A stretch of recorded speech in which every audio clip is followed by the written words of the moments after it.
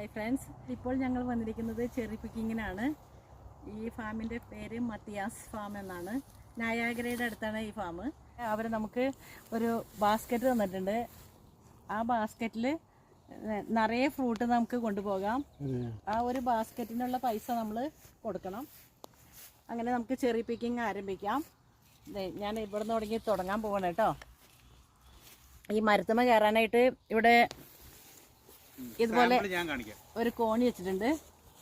ഈ ലാഡറിനെ 45 ഡിഗ്രി ആംഗിളിൽ വെച്ചിട്ട് കയറണം എന്നാണ് അവർ പറഞ്ഞിരിക്കുന്നത്, അല്ലെങ്കിൽ മറിഞ്ഞു വീഴാൻ സാധ്യതയുണ്ട്.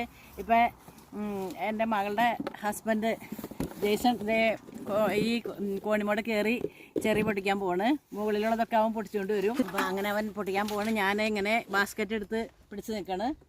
അവൻ ഓരോന്നോരോന്ന് പൊട്ടിച്ച് ഇതിലിടും. ജോണിച്ചേട്ടാ അവിടെ ചെറിയ നോണ്ടിരിക്കുകയാണ്. നോക്കിയാൽ ഇല മാതിരിയെന്ന് തോന്നും, പക്ഷേ അതിൻ്റെ ഉള്ളിൽ നിറയെ ചെറിയ പഴുത്തിരിക്കുകയാണ്. ഇവിടെ 10 മിനിറ്റ് കൂടുമ്പോൾ വെടിയൊച്ച കേൾക്കും.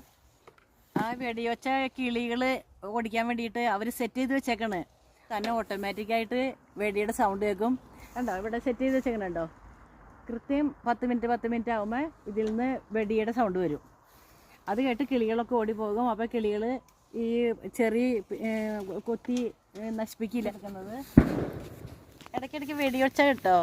ആ വെടിയൊച്ച എന്ന് പറയുന്നത് കിളികൾ വന്നത് തിന്നാതിരിക്കാൻ വേണ്ടിയിട്ട് അവർ സെറ്റ് ചെയ്ത് വെച്ചേക്കണം തന്നെ. കൃത്യം ടൈം ആകുമ്പോൾ ഇങ്ങനെ വെടിയൊച്ച കേട്ടുകൊണ്ടേ ഇരിക്കും. ഇത് നയാഗ്രയാണ് കേട്ടോ, നയാഗ്ര. നമ്മുടെ ഒരു സിനിമയുടെ പേരുണ്ടല്ലോ, അതിൻ്റെ പേരെന്നാടി? 7-ാം കടലിനക്കരെ. ഓ, 7-ാം കടലിനക്കരയിൽ KR വിജയും പിന്നെ ആരും കൂടിയാ? ഒരു സായിപ്പും കൂടിയിട്ട് ഉള്ള പാട്ടാണ്. അന്നത്തെ ഹിറ്റ്, പണ്ട് കാലത്തെ ഹിറ്റ് ഗാനായിരുന്നു. ആണോ?